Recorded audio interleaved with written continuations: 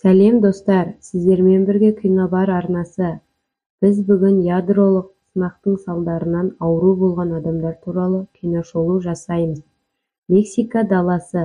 Боб есімді кісі күміс тойын тойлау үшін Сан-Диегоға отбасымен бірге бара жатып, жанармай бекетіне соғады.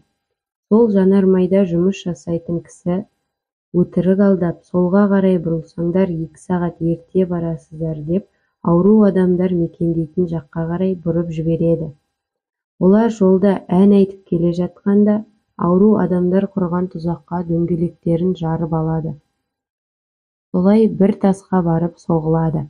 Боб көмек шақыру үшін жанармай бекетіне, ал күйеу баласын жолдың басқа бетіне жібереді.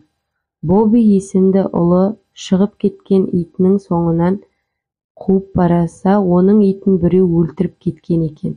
Итінің ішек-қарны ақтарылып жатқанын көрген ол, жартастан аяғы тайып кетіп, есінен танып қалады. Боб жанармай бекетіне жетіп, ішіндегі сатушы кісіні таба алмайды. Солай сыртқа шығып, машинаны оталдырып жатқанда туалеттен сатушыны көріп қалады. Оған барғанында ол кешірім сұрап, мен енді олай жасағым келмейді деп өз-өзіне қол жұмсайды. Боб артқа қарай қашып машинасын айдайын деп жатқанда, арт жақтан оған бір ауру шабуыл жасап, есінен талдырып, арбаға салып, оны алып кетеді. Боббиді Бренда тауып әкеліп, анасы жарасын тазалап береді. Солай оларға жездесі қосылады. Бобби анасы әпкесі мен триллерге, ал жездесі мен апасы машинаға ұйықтауға жатады. Біраз уақыттан кейін Бобби екінші итін іздеп далаға кеткенде, сырттан ыңғайсыз дыбыстарды естіп, жездесіне жүгіріп барып, біздің айналамызда басқа да адамдар бар, олар менің бір итімді өлтіріп кетті деп айтады. Сол уақытта ұйықтап жатқан Бренданы біреу зәбірлеп жатады. Триллерге біреудің жақындағанын естіген ауру рациямен қосыңдар деп белгі береді. Сол кезде әкелері байлаулы тұрған ағаш отқа орана бастайды. Барлығы әкесіне қарай жүгіре жөнеледі. Ал іште Бренданы зәбірлеп жатқан аурудың қасына екінші ауру келіп қосылады.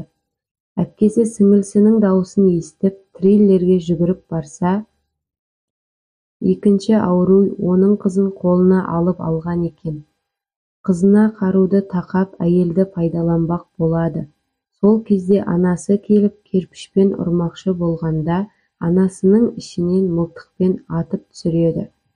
Әйел аурудың аяғына отвертка тығып алады.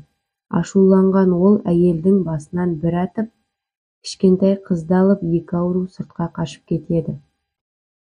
Таңертең жездесі ит пен дубинканы алып, кішкентай қызын іздеуге шығады.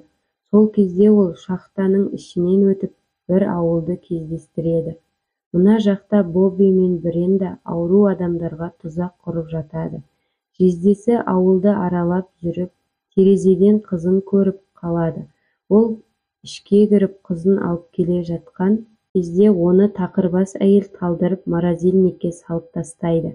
Морозильникте есін жинаған ол жан-жағындағы аяқ-қолдарды көріп, шошығаннан оның есігін ұрып сындырып далаға шығады.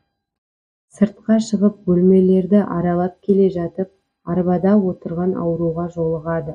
Ол менің еш зиян жоқ, мен тек отырған адаммын, бізді сендер осындай еттіңдер, бомбаларды жардыңдар деп, түскі ас жейтін уақытымыз болды дегенде, сырттан дәу ауру шабуыл жасайды.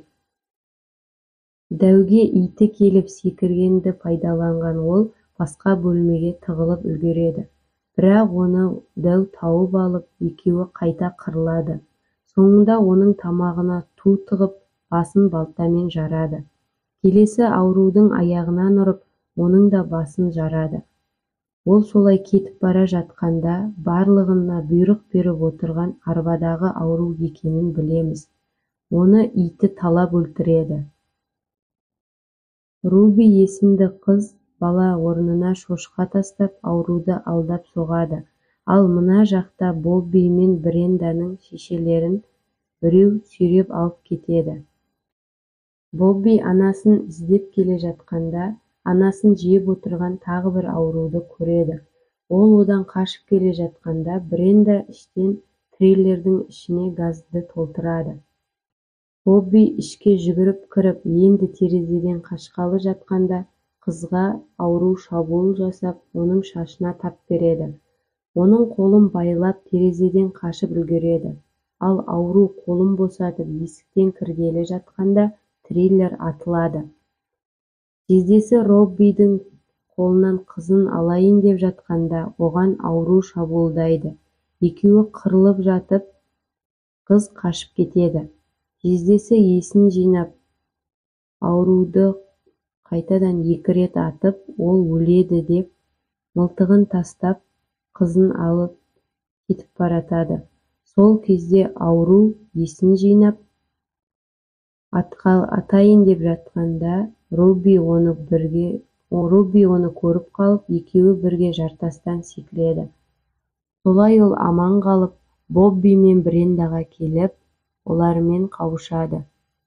Солай фильм осы жерден аяқталады. Достар, егер кино ұнаса, лайк басып, комментария қалдырыңыздар.